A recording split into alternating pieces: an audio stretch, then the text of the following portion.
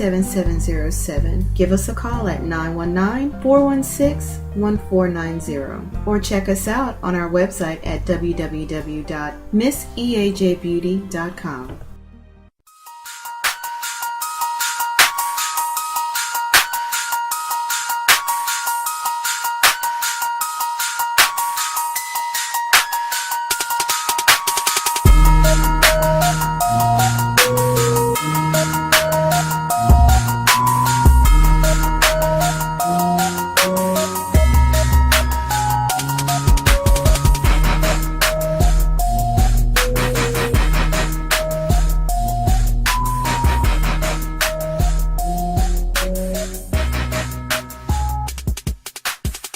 So once again, let's go back into today's show, the pros and cons of the new FBS playoff system in college football beginning in 2014, of course.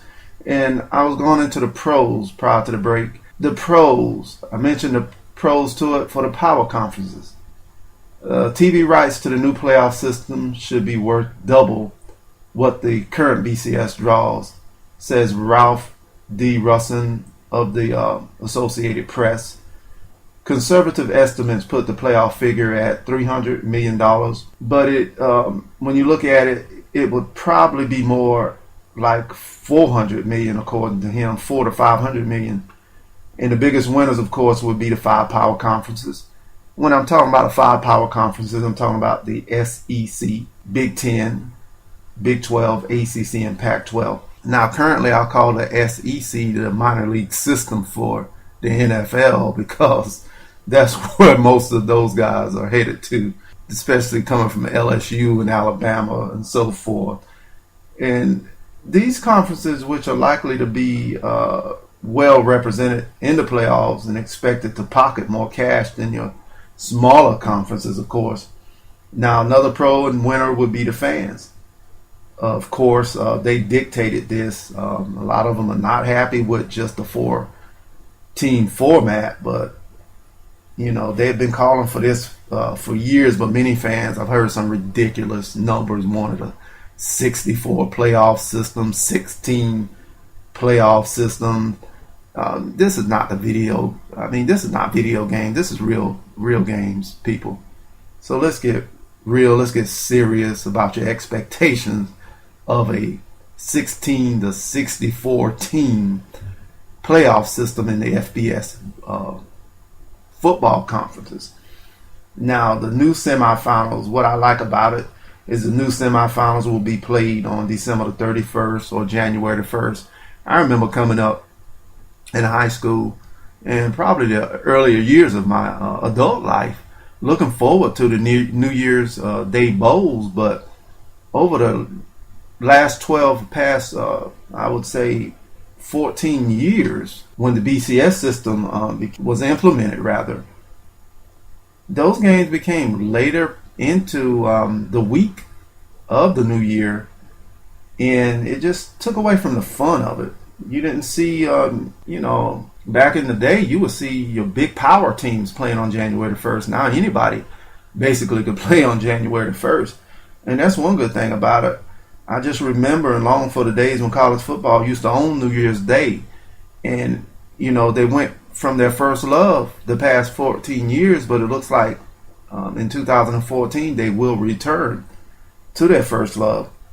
And it's football is reclaiming New Year's Day, which me as a fan and us as fans should be glad to see that.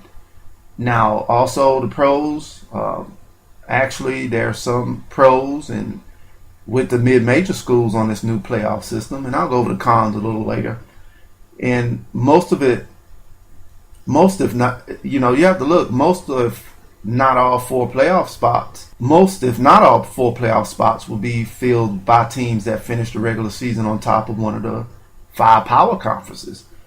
But in addition to the playoffs, college football is also adding at least 2 more marquee postseason games to its lineup, increasing the chances that a team like Boise State could score a coveted bowl even if they don't make it into the playoffs.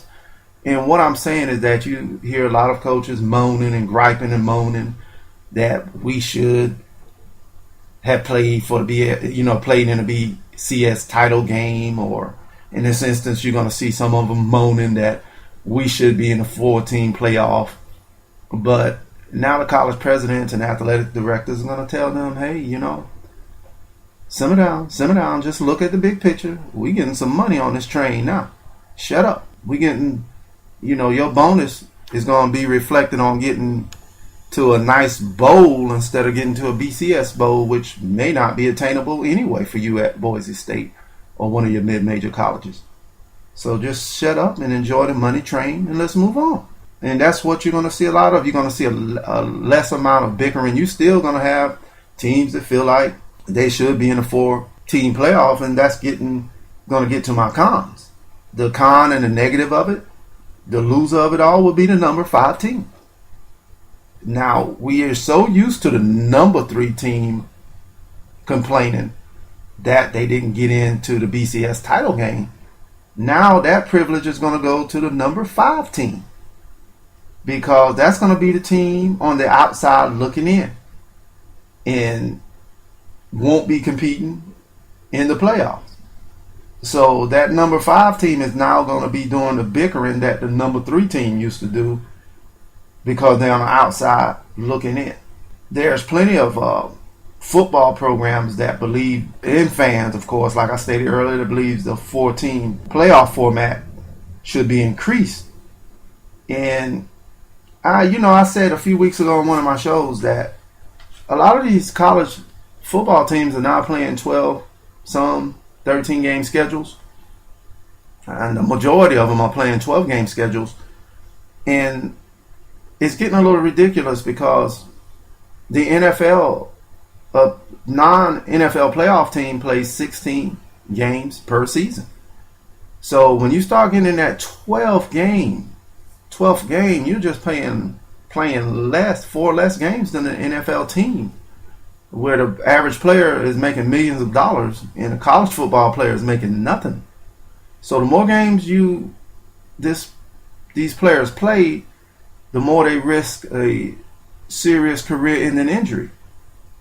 So, they're taking all of the risk, and the conferences and schools are making millions and millions of dollars. My thing is that a lot of fans just sit back and say there should be a 16-game playoff. The ridiculous one I've ever heard was 64 games like the basketball season. Football teams cannot play 2 games per week. It's impossible. It's impossible. I know people will say, well, hockey players do. This is football. This is football, my friends. So there's no way possible. I think you'll ever see anything past. I think they may go later on down the road, they may go to an 18, but I don't think you'll see it past 8 at all. I would be very surprised to see that. The only way I could possibly see it if they turn, well, never mind. That's a subject for another day. Now, another loser, the con of the new playoff format would be mid-majors, even though they are still bowl eligible. They are still bowl eligible. Smaller schools and smaller conferences really don't stand a chance getting into this 4-team playoffs. My theory is the only way is if your power conferences, 1 or 2 of them, have a down season, which is unlikely, because remember, there's 5 power conferences and only 4-team playoff. So you're going to have to pray that 2 teams, the mid-majors are going to have to pray that 2 teams, so 2 conferences just have a subpar year.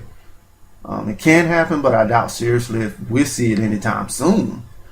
The criteria also used for selecting the 4 teams are the same used, I stated that earlier, currently with the BCS system, which heavily favors power conferences or power conference teams.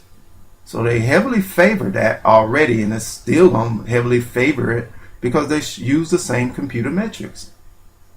So nothing changes there. Also, when you look at the loser, you have to look at you and myself, the fans. Now, the average college football fan already hate the current BCS system, which the new 4-team playoff like I stated, uses the same computer metric. They didn't veer too far away from it. The only difference is the third and fourth team are added. Remember, that's the only significant difference between the BCS format, the BCS Bowl Championship Series, which this will be the final season for that, and the 4-team playoff system, which begins in 2014, the postseason of the 2013 season, is going to be the extra 2 teams, number 3 and number 4.